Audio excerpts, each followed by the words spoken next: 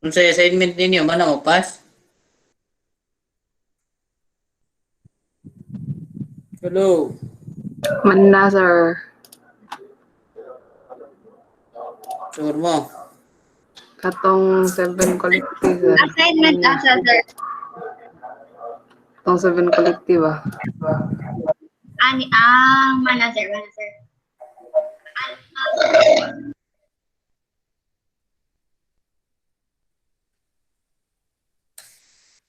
Oh, makita. Kung sa'yo makita ninyo. Define phase, sir. Nara. So, unya ata mag-discuss sa Module 3 by early April na first week of April mag-Module 3 na ta in preparation sa inyong mock exam. So, una, kung man mo kuan, nakakita na mo sa inyong mga exercises for your mock exam? Yes or no? Wala pa, sir. Nanyet, wala pa, sir. Ano sa pa man na ninyo ang sir nga mag-mock exam na mo? Ama na inyong pre-file. Ansiran din ni namo. Kung kanos ana mo maansiran, sir? Oh, download na ninyo niya inyo ansiran kay para ready mo for the mock exam. Preparation na ninyo. Sige, sir. Okay, sir. So, I'll be presenting already on start to discuss. So,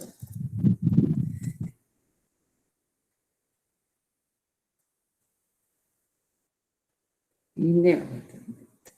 Kung sa'yo makita ninyo, define phase pa? Yes, sir. Measure cycle na, sir. Hindi kung internet speed. So the DMAIC process, the second process is the measure cycle, no? So basically on the measure cycle, ari na nimo gitawag ang four specific discussions for the measure cycle. Number one is the process discovery. So ara nimo i-describe or i-discover nimo what is the flow process chart or the value stream mapping. So i-map out nimo ang whole process for you to discover unsa gyud ang real scenario sa process, or that's what you call the actual scenario, no? After that one, you'll go into the process capability and sigma level. So imo i-check ang process capability measure sa imuhang kuan imuhang output. So mo fluctuate ba siya and etc. After ana mo go ta into statistics foundation and graphical tools. So mao na siya ang atong gamiton in measure cycle. So for some of you nga kuan nga nag-thesis na good majority sa inyo for some of you basically if you're looking into in optimization nga research, at the end of the day still you have to identify your data.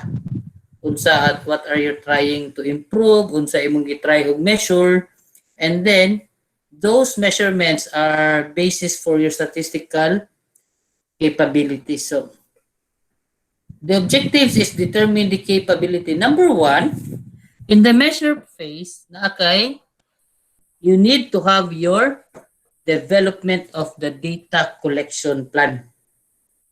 Okay? At that point in time, dapat nag-analyze ka how to collect your data. Not dili siya ignon nga puro ra mo gitawag nga interview. When you say in your thesis one defense, mingon sa sir, based magud sa mong interview sir inana. So a data or an interview is only one part of your data collection plan. After your data collection plan, you need to determine the current process capabilities, how the process fluctuates. So, na siya definition. So, the Six Sigma methodology has the following kanang definition or kung if basically you have a practical problem, kung nakay problem, your problem should be shown in a statistical pattern. So it should show a nakay statistical problem, or in your computations, it will state nga na problem. Mao nang usahay mingon mo nga taas og travel time, taas og waiting time, because basically your computation shows that there is a specific problem. So when you say na kay statistical problem, you need to have a statistical solution. Okay? It is because if you have been able to improve the process, basically you need to go through statistics to make sure or to ensure that you have a statistical solution, and then after solving that one, you are able to have a practical solution. So, sa define phase, mao ni siya diri nga part, and then in the measure phase, imong gi-measure ang y or the effects of the problem. Those effects has a certain causes or your x. Di ba, Zap? Naman kay ka ng x. So, magbalik ka mo. So, kuhan, this guide for the case study. Oh, David, this is your basically your guide for your dimaik na case study. No? So, so you have causes. If ang imong causes ma-reduce nimo, eventually it will be reducing your effects in a bigger volume or mas dako siya epekto sa imong kuan. So sa measure phase, your deliverables are number 1 is a detailed process map, the data collection plan. When you say data collection plan, you need also to identify what are the data and how will you measure or unsay metrics ana niya. Number 4 is the capability analysis in the updated project charter plan. So, imo na siyang i-update. So, the very or the main purpose of measure phase is to gather your data that describes the nature and extent of the problem. At this point in time, makaingon ka na kay data nga gi-present, and then makakita na sad ka what is actually the extent of your problem, unsa siya kadako. So this is an example of a flow process chart. Yeah, inaniho na nimo siya, no? So this is an example of an actual flow process chart. Next.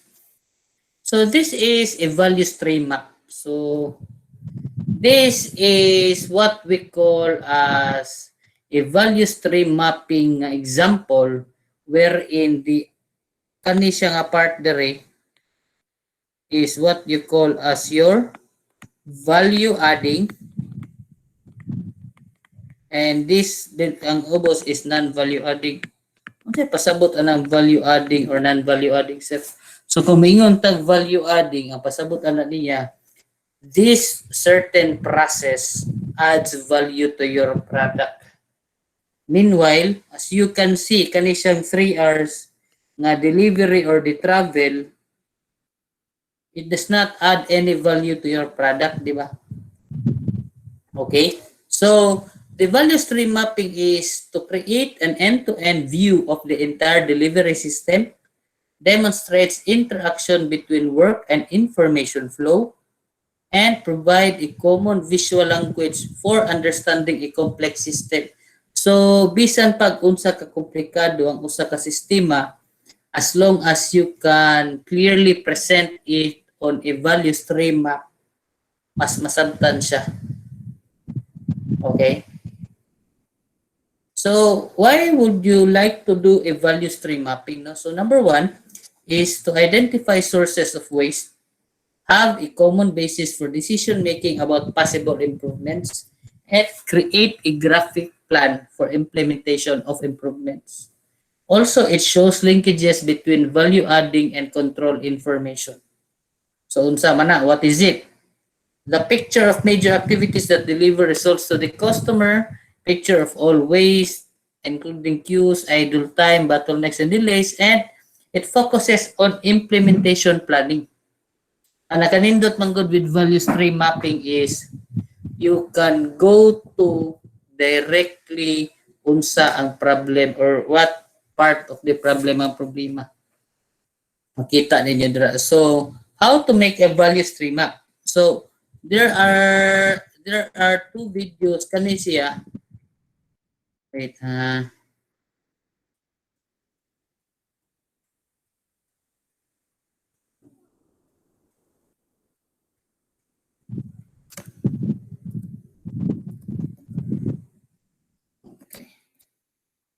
Unya nanta na i-show ang video.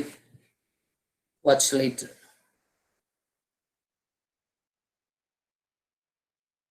So this is an example of a Vsm template, no? So as you can see in your measure phase, you need to have either a value stream or a process flow chart. Sa process flow chart man gud dili man gud kakakita sa flow of information. Okay? So when you say lead time, this is the that is the lead time for the certain process, and then mayroon ka og change over ang CO. CA is percentage of change over or kuan. So ang may tabo nimo ana eventually is kaning PT na siya kanang example eh. So natay example ra ron sa value stream map, no. So statistics mana mag-start, no. Yes, sir. Yes, sir. So I'm assuming na you are very good in statistics. What are the two types of data?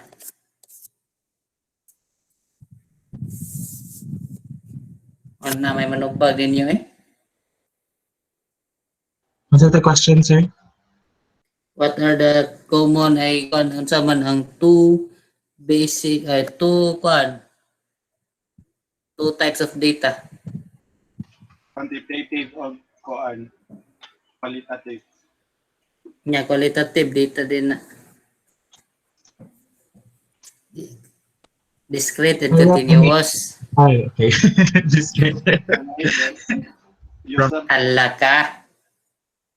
So for statistics, it is the science that deals with the collection, classification, analysis, and interpretation of numerical facts and data.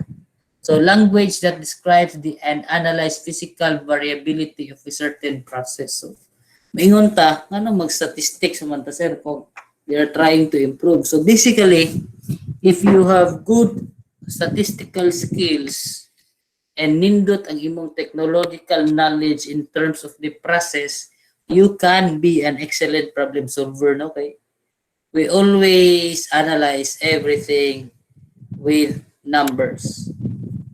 Dili siya ignon nga istorya. Ako matuod jud ko nga maayo kay mo mudagat-atik og istorya. Pero when asked on what is the value, maglisod na magtubag.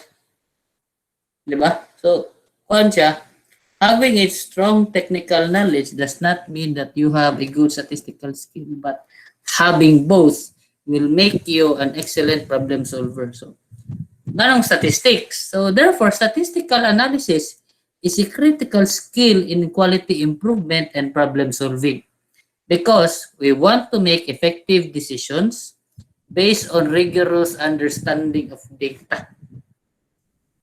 Siya. So these are the principles of variation. So everything varies. Variation is the norm and not the exception. So kung ingon tag production, basically there is not all the time 100% makuha na nimo. Your variation fluctuates man na siya. No. So naa ba kay problema if your variation fluctuates? Yes or no? What will be your basis if there is a problem in terms of your variation? Anybody? Statistics. Ano sa ka makaingon nga there are problems with your variation? Hello? Discuss po ito na pag module 1. When you have a out of control na variations. All variations are cost. So every time a certain production output varies, there is a main cost din na siya. So some are obvious while others are more obscure. Not all causes of variations are equally important. So they follow the 80-20 rule or what you call as type ko na mag-answer dira para na-approve ko Correct. class points inyo. Ano ko class points inyo? Puro na yung attendance, oh? Pareto principle, sir? Kana ba to? Pareto principle. So, unsay pasabot sa Pareto principle? 80% of the cost, sir. 80% if the cost is caused by 20% of something. Yes. Okay. The most causes of process variation can be categorized into the following. It can be man, machine, method, material, measurement, and mother nature. Unsa man na siya? That is your Ishikawa. Ishikawa diagram. So, basta dili mo mag-type dira, wag yun mo plus points. Kaya, Sure, sir. plus points. Oo naman to, sir.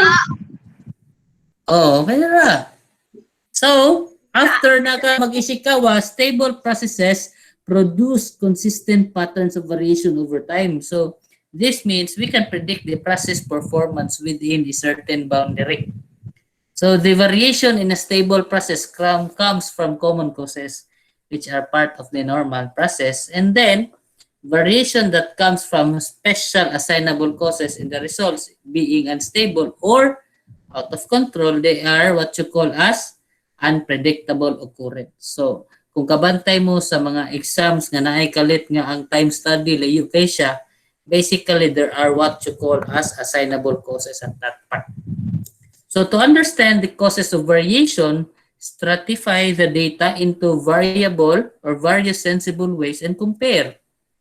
Major causes of process variations can be discovered by process analysis and statistical tools such as difference between means, difference between two means, difference between two standard deviations, and etc. So reducing process variations produces lower cost and improved quality.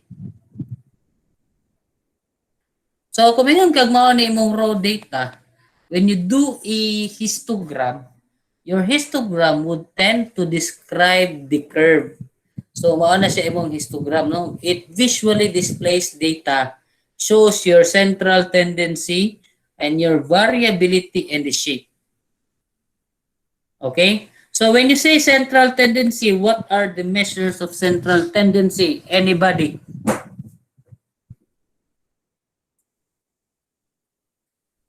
Mga answer nila.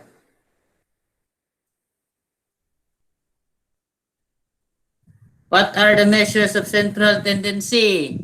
Basic, i.e. mean, median, mode. May panisigal yun. What are the measures of variability?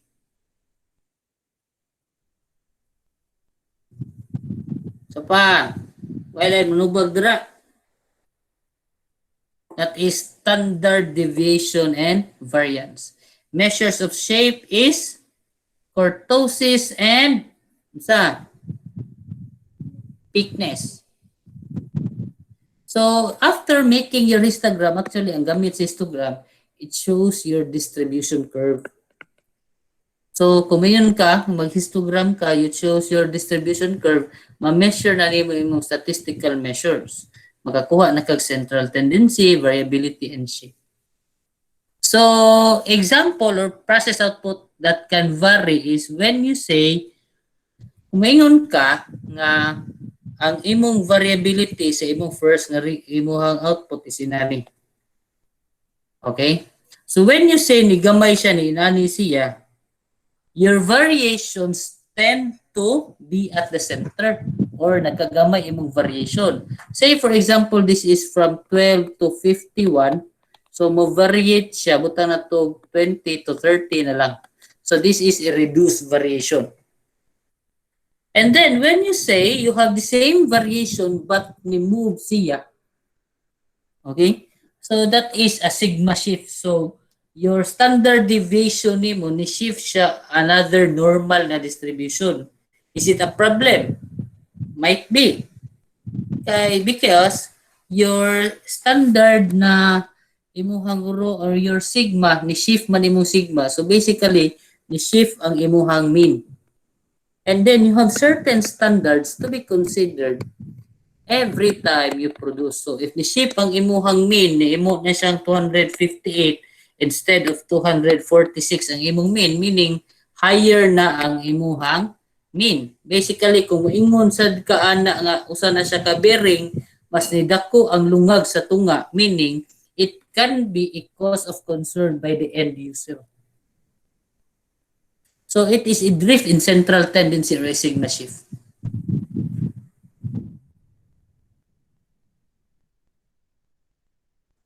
So these are the measures of central tendencies: mean, mode, median, and quartiles. At sa pa may lain kuhan, deciles. Deciles is by tens. Quartiles is by 25 or by quarter. Measures of dispersion are variance, range, skewness, kurtosis, and standard deviation. Now, why range? Because your range, that is your highest minus lowest. So you can see the range of your variation asa ang imuhang kuan range. Next, when you say standard deviation, makita sad nimo ang imuhang variability. So, what is your, unsay required nimo sir kung mag data collection plan mi sir? So, these are the requirements when you have your data collection plan. Number one, what type of data will be collected? Is it a discrete data or is it a continuous data? Number two, what data to collect? So, kung mayroon ka, sir, ang among kuon sir kay discrete data. Kunya unsa man nga data inyong kuon?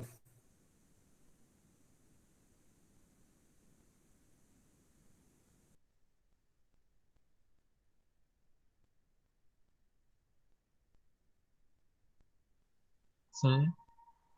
Sir? Hello? Nawa si sir.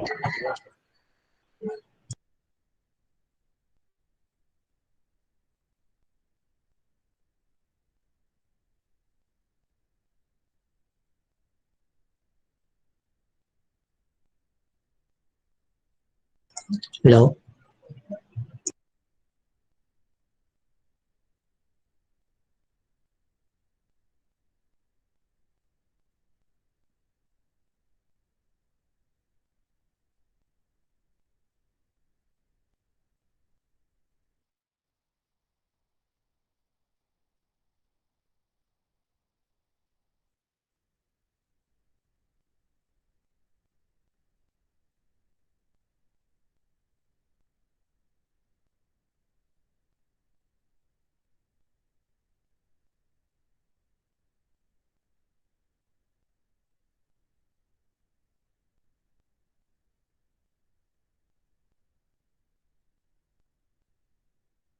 Pabalik na ko.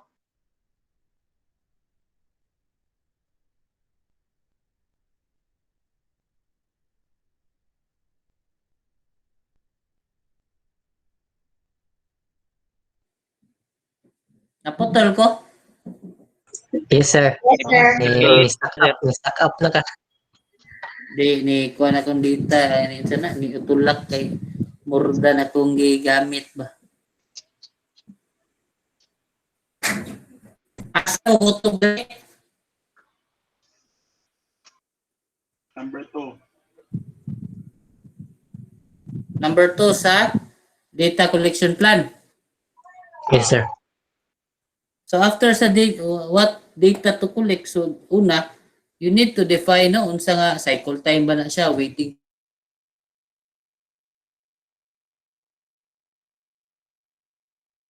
check collect Sir, which environment.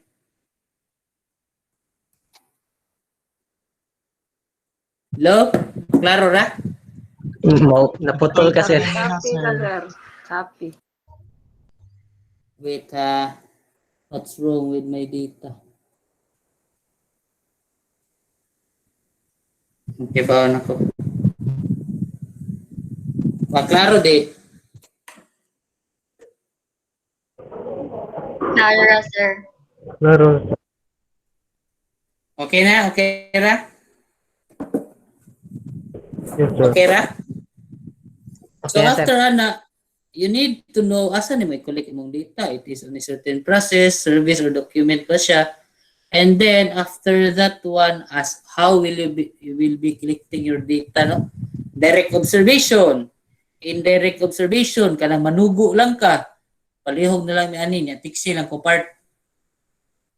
Sakto ba na? And then historical data. After, kay sample size. Who will collect the data?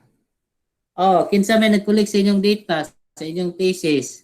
Kamo or nanugo ra mo? Kami. Sorry. Kami. Sure mo.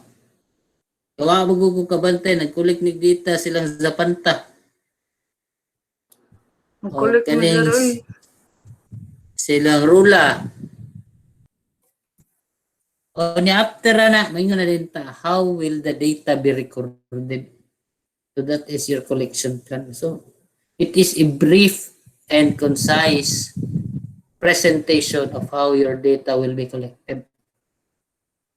So these are your graphical tools in using your data analysis. No? So histogram, Pareto charts, box plots, scatter plot, and a run chart. So what is the difference between a defect and a defective? So a defect is a type of blister into a molding compound in the presence of a scratch or surface, and then any amount of chip out on the package after deflash. So for example, a defective or a defect, pwede sa usa ka defective nga product, 20 ang defects ana niya. So meaning ana niya, defect is an that does not conform to any or one or more quality characteristic. Ang usa ka defective unit does not conform to the product or the service. So, di mo gid siya magamit. So for your measure phase in yung company study, ang akong pangayon is number 1, make your data collection plan, a detailed process map, a data and metrics, or what is your data and how do you measure that one, a capability analysis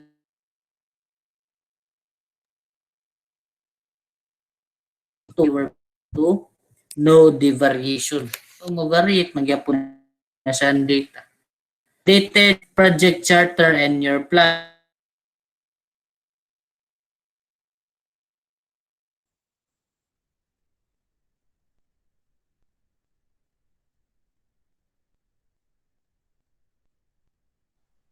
Sir? What na siya, sir? Sir? Hello from the other side.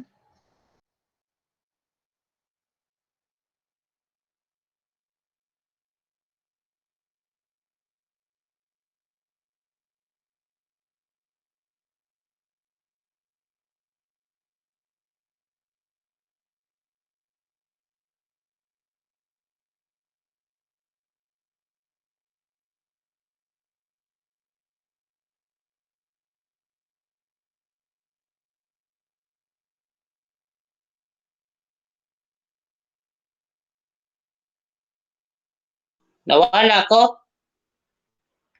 Yes, sir. Yes, sir. Oh, nabalik na ko. Oo, nana ka, sir. Welcome back. Come back, sir. So, kuan. Karon, manaman tag-discuss sa measure phase. Ako i-present ang video sa value stream mapping. Wait.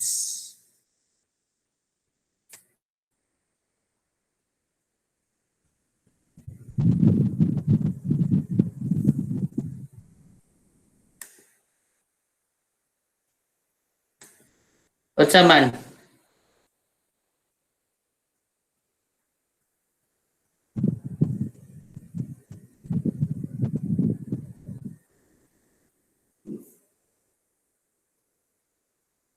Unsa imong giingon kuan?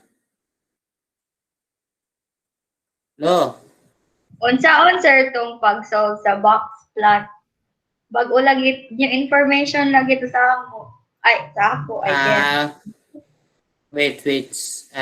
Tagaan ta mag-explain on how to do the box plot. Pwede mo kagi box plot statistics na? Wa, sir. Until Wala, sir. chart na, sir. Pareto run chart of scatter. Wait ha.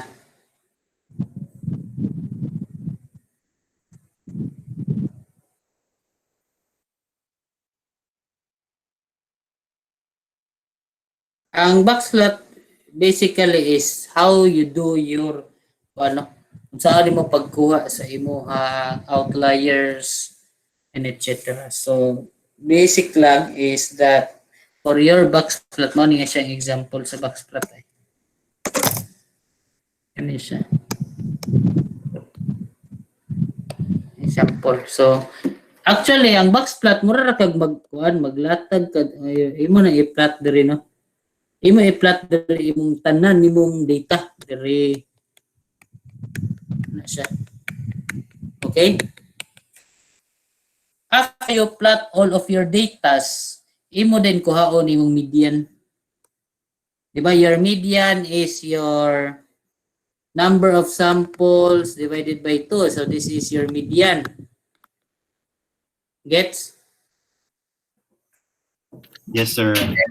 So, naasad ka diri maximum. Kaling maximum, this is your minimum. So, this is your range. I-box na imo siya diha.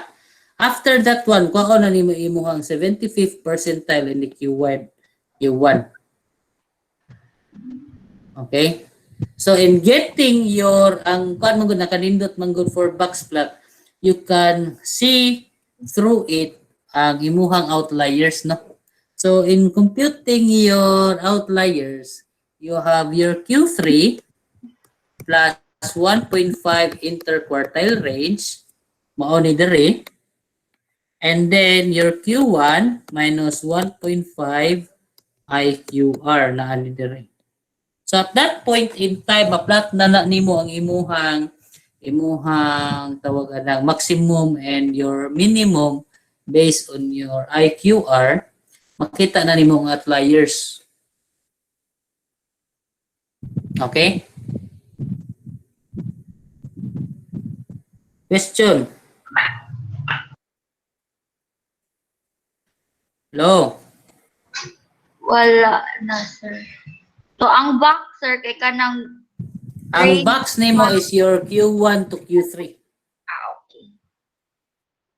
So actually it is still a graphical tool in presenting data kay for histogram, Pareto charts, scatter plot and run chart di man kakita dira sa imuhang unsa man out of control nga data. Gets? Gets siya, sir. Thank you, sir. Nahaman na siya supposedly sa inyong discussion for statistics. POM na siya. Oops.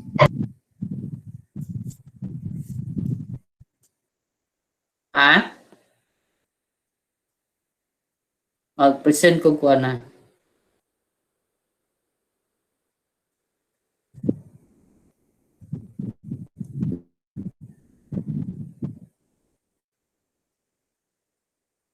O sa inyo makita? Video. That's why I use Monday.com. My team uses Adongo, it to Granillo? manage projects, sales, recruitment, Yes. everything. Who the hell are you? I'm you. Adungo gra ninyo ang video? Hi, you are viewing the first value Yes, sir. Sige. This is a value stream map na This tutorial. tutorial will teach you the basics of the value stream mapping, and at the end of these video lessons, you will be able to draw your first value stream map. The tutorial is made of video lessons that will cover the principal elements of the value stream mapping, and in the notes of the video, you will find bonus materials. Each video is a lesson. Let us start here with the first concepts. Why value stream mapping? The main reason is that if you focus on one process and not on the whole system, your customer could not feel the difference. Focusing only on one process is like to improve only the engine of a car by leaving the wheels deflated. So to improve your company, you have to focus on the flow and the value of the entire stream, and not only on one single point. Benefits of value stream mapping. It is a collaborative tool, can be understood by everybody, help you to focus where it counts. You can see both material and information flow. Where to start value stream mapping?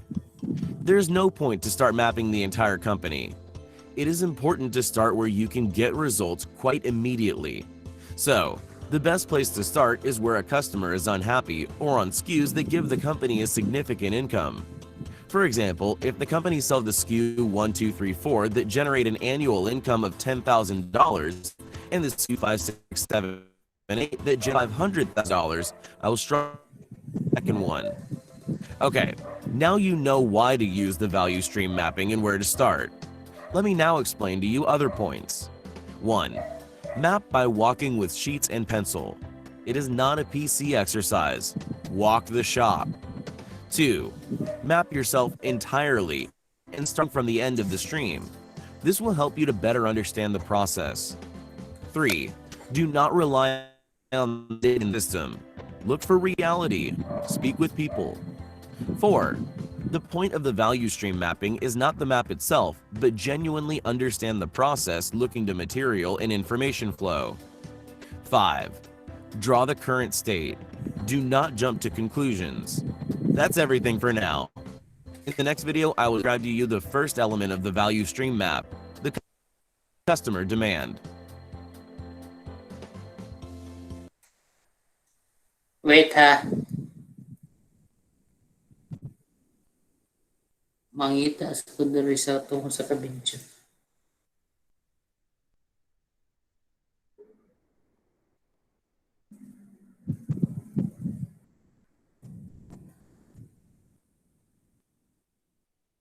Madungog ra ko ninyo, anybody? Yes, sir. Yes, sir. Yes, sir. Yes, sir.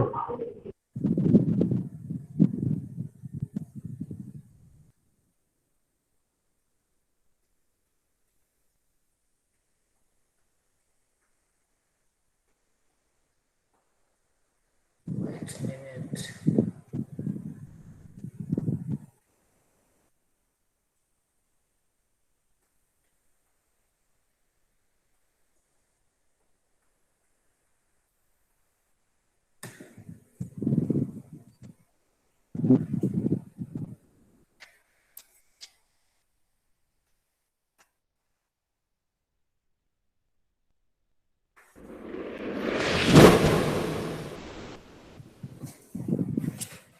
Hey there, my name is Ron Pereira, and I'd like to officially welcome you to our Transforming Your Value Streams course. Now, longtime Gemba Academy customers may be thinking to themselves that they've already watched our value stream mapping course, and in fact, you might have.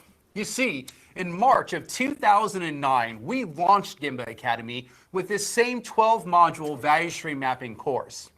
Well, needless to say, we've gotten a lot better at making videos, and we've also learned where we had some gaps in that original value stream mapping course, such as not having enough examples of how VSMs can be leveraged in an office environment. But with this said, we're very excited to bring this refreshed version of our value stream mapping course to the Gemba Academy community.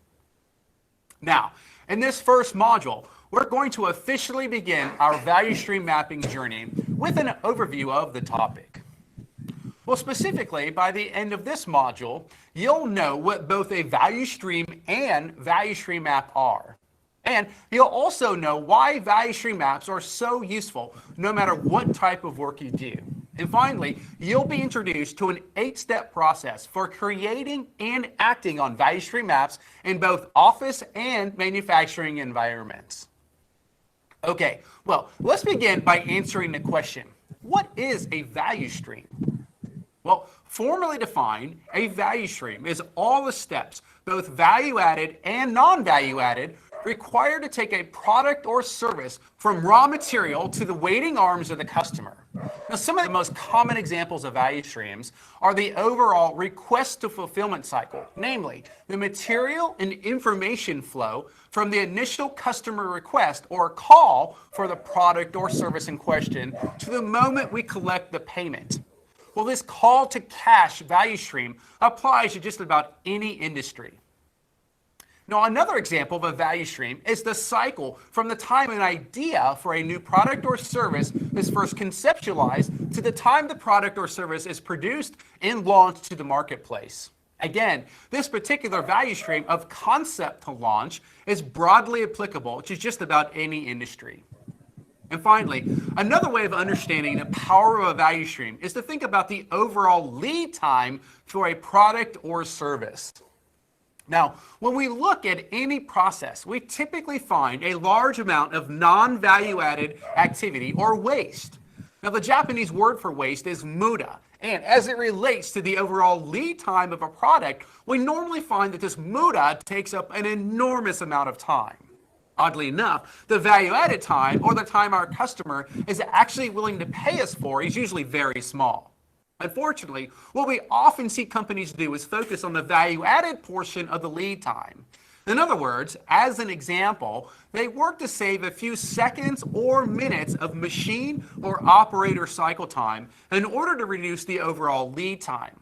And while this isn't necessarily bad, there's far more opportunity in focusing on reducing the waste in the process first before worrying about the value-added steps. And as an aside, if you need a refresher on the various types of waste out there, we'd encourage you to check out our Dealing with the 7 Deadly Waste course. Okay, well, now that we have a better understanding of what a value stream is, let's talk about one of the most powerful lean tools we have available to us, value stream mapping. Well, value stream mapping is a visual tool that helps us document all the activities required to receive and fulfill a request from our customer. It helps people see what's really happening in the process through direct observation. You see, value stream mapping isn't an activity you do in your office or a conference room, but as close to the actual process as possible so you can see the current state of the process and collect actual data. Now, value stream mapping will help make the overall flow of material and information across the entire process visible to people who normally manage individual functions, processes, or departments. And finally, a value stream map is a dynamic document that teams will continually add to and update as processes are improved. It's definitely not a document you create and tuck away inside of a drawer. Next, while there are similarities between a value stream map and a traditional process or flow map, there are some major differences. Now, perhaps the most striking difference is that value stream maps focus on both material and information flow. While many flow charts do a decent job on the material flow side of things, but completely leave out the extremely critical information side of things. Now, the tool we call value stream mapping finds its origins with the Toyota Motor Corporation, who first developed it as a tool for analysis and improvement. Oddly enough, if you were to ask old-timers at Toyota about their value stream maps, they may not know what you're talking about. Instead, they refer to them as material and information flow diagrams. Now, this picture offers a glimpse inside an actual Toyota production system handbook. Now, generally speaking, there are 3 main types of value stream maps. The first is what we call a process level VSM. Now, with these maps, we're interested in the material and information flow within a particular cell or production line. Next, we come to the factory or office level value stream map, also called a door-to-door VSM. Here, we're looking at the material and information flow within a factory or office. And finally, we come to the extended or enterprise VSM, where our focus is on the material and information flow across several companies. Now, we normally suggest starting with the door-to-door value stream. This is where we typically have the highest interest as well as the highest influence. It also gives us the best overall view of the flow from customer request to fulfillment. Okay, well, let's spend a few minutes discussing why value stream mapping is so useful. First, value stream maps help us visualize the overall process and not just a single process. They truly provide a holistic view of the way things really work. And they also allow us to see things from the customer's perspective.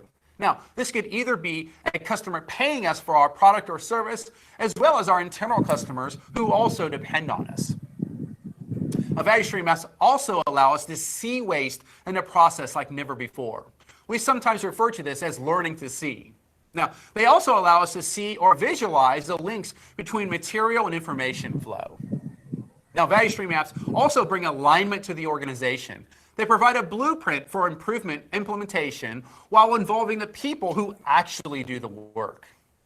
They also provide us with a common language for talking about processes while allowing us the ability to operate with facts instead of by emotions or hunches.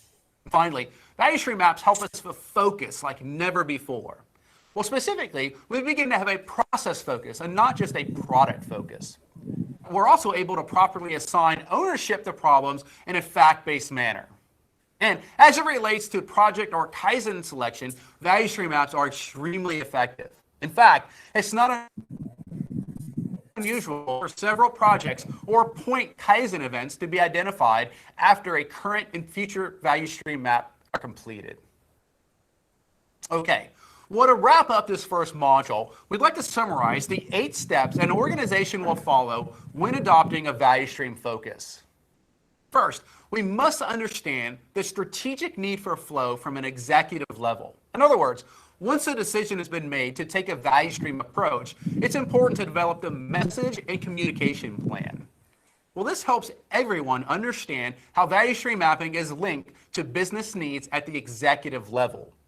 To be sure, it's better to over-communicate the strategy, objectives, resources, roles, and how people fit into the process of mapping and improving value streams.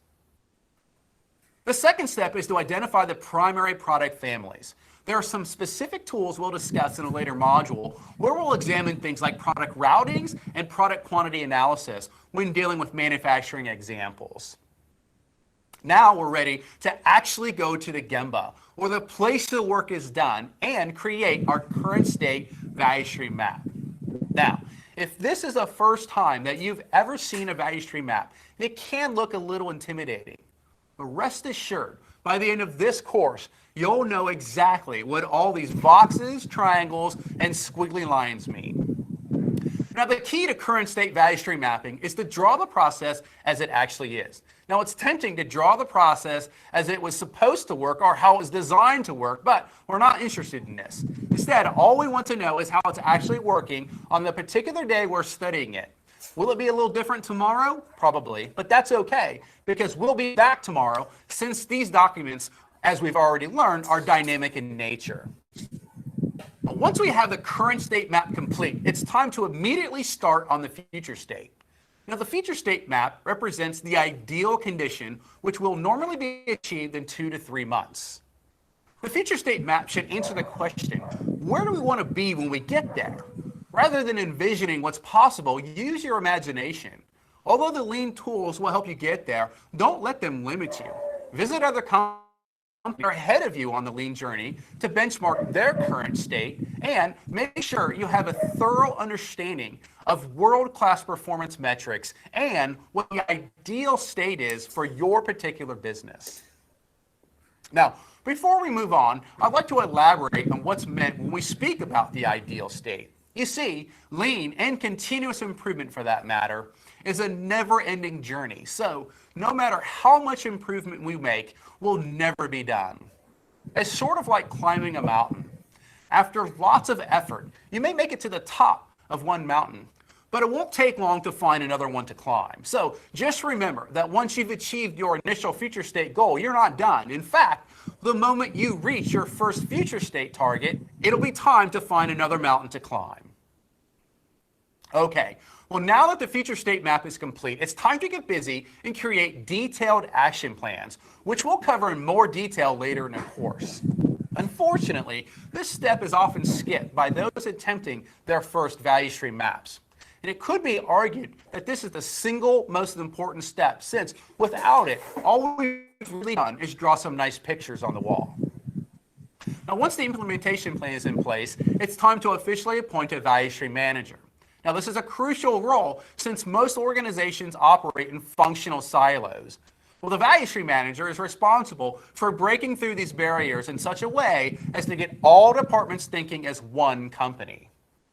Now, depending on the complexity of the value stream in question, there may be a need to appoint more than one value stream manager. However, in most cases, one well-respected and action-oriented individual will do.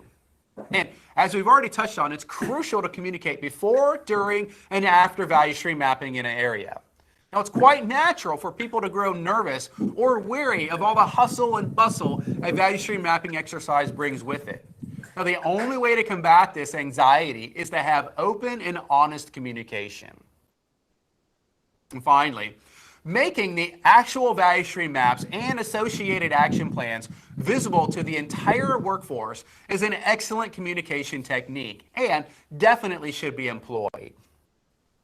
Now, the eighth and final step of the process is to map all the value streams. In other words, we'll repeat the previous 7 steps for all the other product families. Now, depending on the complexity of your business, this could take months, even years. And while it will be a lot of hard work, the rewards and benefits your organization will reap are immense. Okay. Well, now that we've been introduced to value stream mapping, it's time to learn how to select which product family to map first. So, we'll speak to you soon.